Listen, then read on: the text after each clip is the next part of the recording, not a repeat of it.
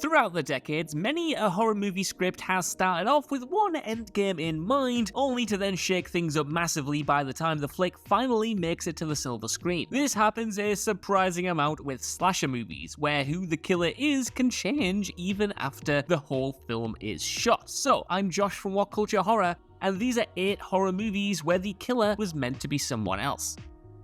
Number 8. Scream 3, Stew.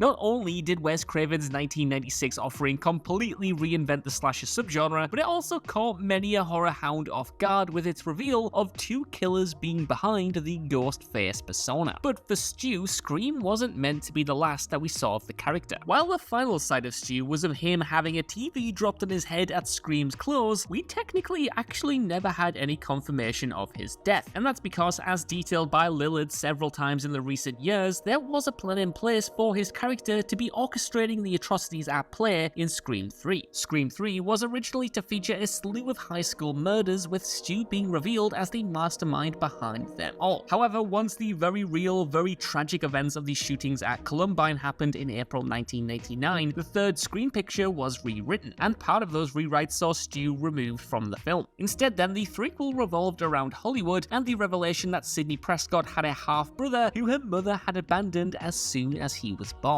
Number 7. Friday the 13th, A New Beginning, Tommy Jarvis. The intended killer of Friday the 13th, A New Beginning was originally to be Tommy Jarvis, picking up with how things left off in Friday the 13th, The Final Chapter. In the final chapter, the ending of the movie saw Corey Feldman's young Tommy mutilate himself to look like Jason Voorhees, before then brutally stabbing the hulking Voorhees over and over again. By the time A New Beginning was released a year later, that film teased whether the quickly amassing murders of the picture were down to Jason or indeed down to the clearly troubled Tommy. Ultimately, the deaths were attributed to neither Voorhees nor Jarvis, and instead paramedic Roy Burns was the culprit, serving as a Jason copycat to avenge the opening act death of his own son. However, director Danny Steinman was reportedly instructed to do 2 things during A New Beginning, one being having a kill every 8 minutes, and the other being to turn Tommy Jarvis into the new Jason Voorhees. Even the ending of A New Beginning was planned to be taken as Tommy embracing his dark side. However, this was played as a dream sequence when a hockey mask adorned Jarvis attacked Pam. By the time of the following year's Friday the 13th Part 6 Jason Lives, Voorhees was well and truly back in clinical action. Number 6. April Fool's Day, Rob Ferris. 1986's April Fool's Day is a rather unique beast in that it's a slasher movie where 0 characters actually die. Of course, for the majority of the film's 89-minute runtime, the audience is under the belief that a slew of disposable teens have been offed in various blood-soaked ways. That is until the final act pulls the rug out from under our watching eyes, explaining how the deaths seen were all part of a test run for a mansion-set staged horror getaway from host Muffy. In the original script for April Fool's Day, and a scene that was shot but never used, there was one permanent death, however, with that being carried out by Rob Ferris. The original idea was for the film to play out as it eventually did, just with a handful of the characters pulling one final prank on Muffy. In this version, things go a bit tits up when Skip loses himself in a rage and attempts to kill Muffy, and from there, Rob ends up killing Skip in order to stop his nuts behavior. So while Rob wasn't meant to be the killer in the traditional horror movie sense, he was intended to be the only character to actually get his hands dirty with a real murder. Number 5. Happy Death Day, Stephanie Butler. While she would ultimately end up being revealed as one of the killers behind the chaos of Happy Death Day 2U, the character of Stephanie Butler originally had a pivotal part to play in that 2019 sequel's predecessor. In the original movie, hero Tree ends up in a slice-and-dice version of Groundhog Day, being killed by a masked killer, waking up to live the same day again, only to be murdered once more. Tree eventually pieces together that it's her roommate Laurie who is pulling the strings behind all of this. For the planned ending of Happy Death Day though, Tree killing Laurie was only the tip of the iceberg. Due to the cumulative injuries picked up throughout her lather, rinse, repeat terrors, Tree was taken to the hospital in the original close of the picture. There, the nurse looking after her would be Stephanie Butler, the husband of the man who both Tree and Laurie had been having affairs with. And then Tree's character would be killed yet again, plummeting her into another time loop scenario. However, test audiences absolutely hated this ending, and thus Stephanie's involvement in the final act was removed. Number 4. I Am Legend, Robert Neville.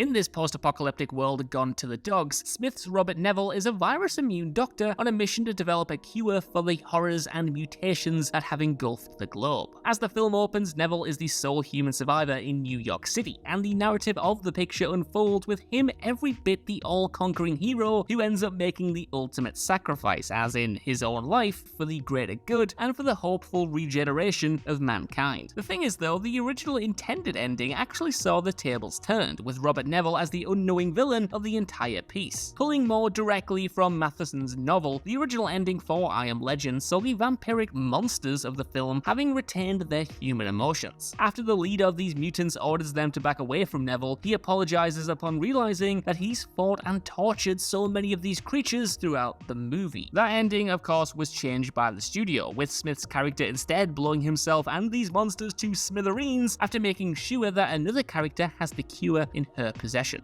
Number 3. Halloween 5: The Revenge of Michael Myers, Jamie Lloyd.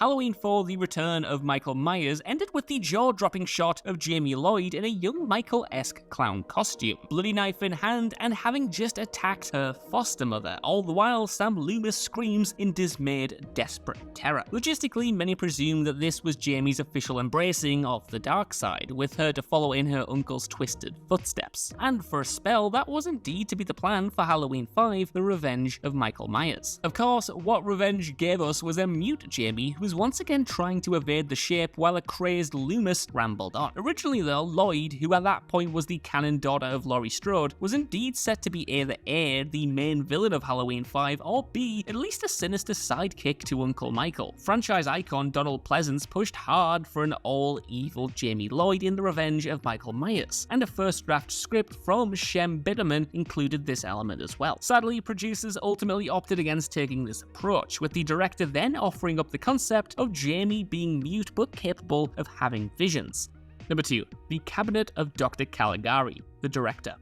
This silent horror picture is as influential a piece of film as you'll find, and to this day, the themes, visual, and grand meaning of the movie are a hot topic of debate, and a part of that is down to the twist ending that closes out the horror project. On the surface, this picture sees Francis investigating a slew of murders that he believes are being ordered by the titular Dr. Caligari. The head of a traveling fair, the belief is that Dr. Caligari is getting a somnambulist called Césaire to unwillingly carry out murders for him. After Francis learns that Caligari is actually a director at an insane asylum, he leads the police to that locale as the villain of the piece is placed in a straitjacket. However, this is then all revealed to be a ruse, as the entire tale is a figment of Francis's imagination, with our protagonist actually being a delusional inmate of this asylum who had dreamt up this narrative to position himself as a hero. Originally though, the Cabinet of Dr. Caligari didn't have that twist ending at all, and instead the director character had indeed been responsible for orchestrating these killings the whole time.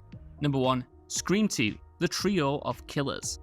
When Scream 2 made its way to cinema screens, the film delivered Timothy Olyphant's Mickey and Laurie Metcalf's Mrs. Loomis as the two people responsible for the blood spilt during the picture. However, originally there was actually intended to be 3 killers. Those killers would have been Mrs. Loomis, Sidney's boyfriend Derek, and Sid's BFF Hallie. When this version of the tale was put together, Derek was more film obsessed a la Mickey, and Hallie was the one sang to in the cafeteria, a spot that eventually had Derek singing to Sidney. At the close of the picture, Mrs. Loomis would turn on her 2 associates, shooting and killing them both. There, Cotton Weary would then step out the shadows to kill Mrs. Loomis, before also deciding to kill both Gale Weathers and Sidney Prescott. That of course would have changed things dramatically, but as a little extra for you guys, Scream 4 is also another entry in this franchise that could have turned out markedly different, with Nico Tortorella's Trevor and Adam Brody's Deputy Hoss both lined up as Ghostface in early drafts.